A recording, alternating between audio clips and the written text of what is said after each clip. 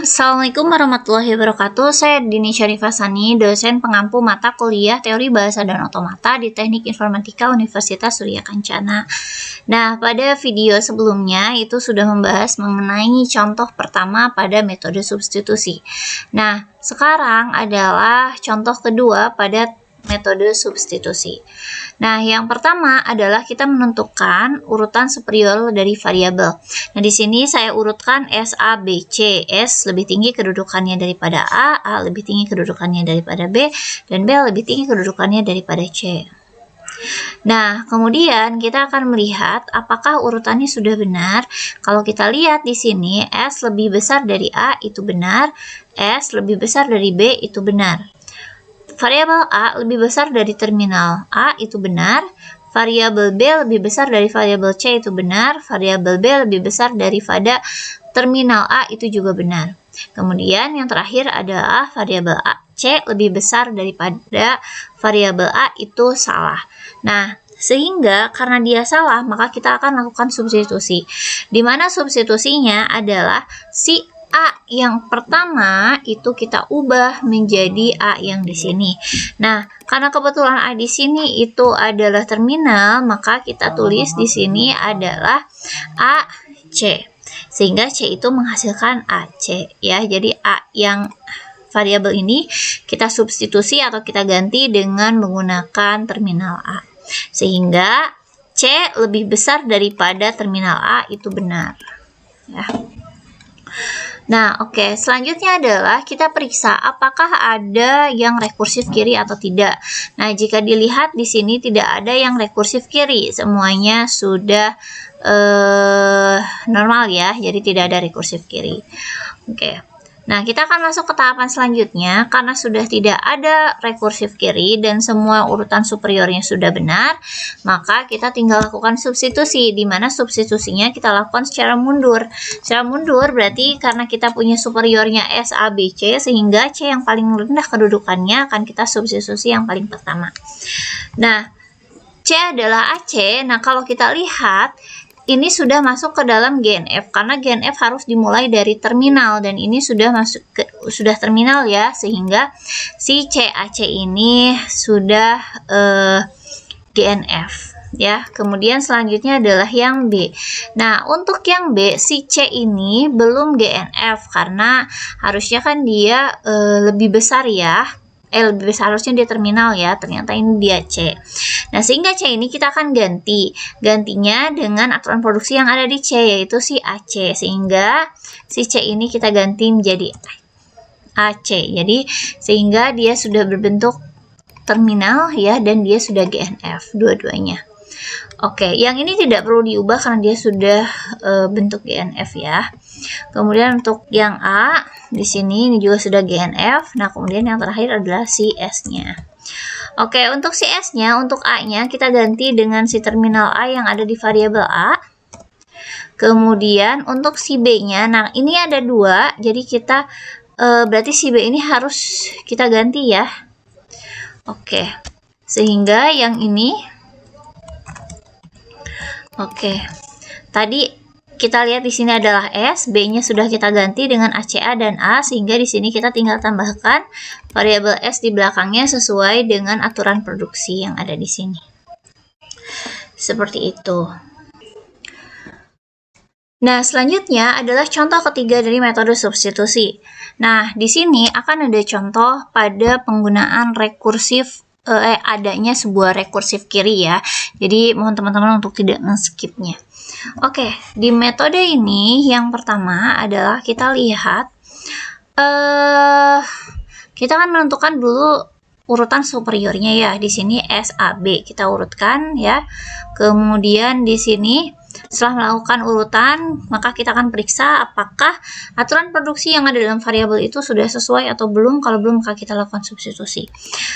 S lebih besar daripada A itu betul ya, benar, jadi kita tidak akan melakukan substitusi. S lebih besar dari B juga benar ya. A lebih besar dari B itu juga benar. Nah, B lebih besar dari A ini salah ya. Nah, karena salah kita akan lakukan substitusi dari B AB menjadi B, berarti si A-nya kita ubah ya. Oke, si A-nya kita ubah menjadi BA ya. BA. BAB berarti ya seperti ini. Ini menjadi B lebih besar dari B. Nah, ini sebenarnya kalau kita bilang apakah ini salah gitu ya. Nah, ini tidak salah juga karena dia sama gitu ya. Nah, kalau misalnya ini ya berarti kita tidak perlu melakukan substitusi lagi karena dia sudah berada dalam kondisi sesuai gitu ya. Jadi sesuai itu adalah sama lah tingkatannya B dengan B gitu ya. Oke, kemudian yang ini B lebih besar ini adalah benar ya. Nah, sehingga kita akan tuliskan kembali si aturan produksi yang baru yang sudah disubstitusi. Nah, setelah disubstitusi itu kan dia menjadi BAB ya yang tadi. Nah, kita periksa apakah ada rekursif atau tidak. SA, SB ini tidak rekursif, AB ini tidak rekursif. Nah, tapi ternyata di sini ada B yang depannya B juga. Nah, berarti ini dia ada rekursif ya. Nah, sehingga kita akan melakukan penghilangan rekursif kiri. Nah, jadi buat teman-teman yang mungkin lupa bagaimana caranya untuk menghilangkan rekursif kiri, silahkan ditonton saja video yang sebelumnya gitu ya. Oke, yang pertama adalah alpha 1. Alpha 1 itu adalah aturan produksi yang ada rekursif kirinya, tapi variabel rekursifnya kita tidak ambil.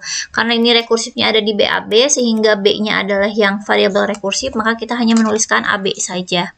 Kemudian beta 1 itu adalah variabel yang bukan rekursif yang berada di variabel yang rekursif, berarti si B ya.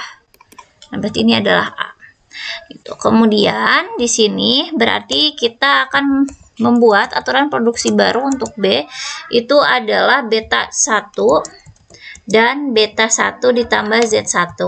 Nah, berarti kita tambahkan Z1 di mana dia adalah AB ya, si alpha ya, atau AB Z1 gitu.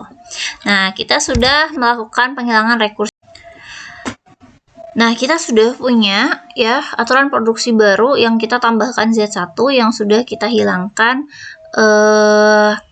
rekursif kirinya. Nah, sekarang kita akan menambahkan superior baru di mana si Z1 itu ada di belakang si B. Sesuai dengan aturannya adalah jika kita melakukan penambahan variabel, maka variabel tersebut harus disimpan di belakang si variabel yang rekursif. Nah, sekarang kita akan memeriksa apakah variabel tersebut ya itu sudah sesuai atau tidak urutan superiornya gitu ya. Nah, karena SAB itu sebenarnya sudah kita periksa, jadi sekarang kita tinggal memeriksa yang Z1 saja. Untuk yang Z1, AB Z1 apakah lebih besar daripada A? Nah, ini jawabannya adalah salah ya, karena harusnya A lebih besar daripada Z1.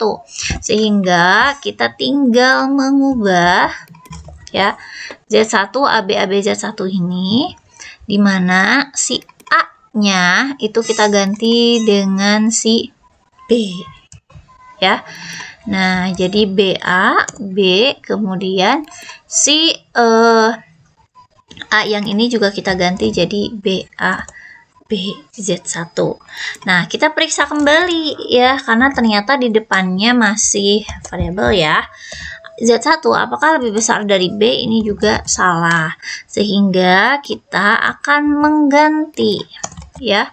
Menggantinya bagaimana? Menggantinya adalah dengan si B-nya. Si B-nya itu adalah yang pertama kita ganti dengan A ya. Oke. Nah, tapi ternyata tidak cukup sampai sini karena si B juga punya Z1. Jadi kita tambahkan kembali satu lagi. Nah, di mana dia adalah AZ1. Ya. Seperti ini.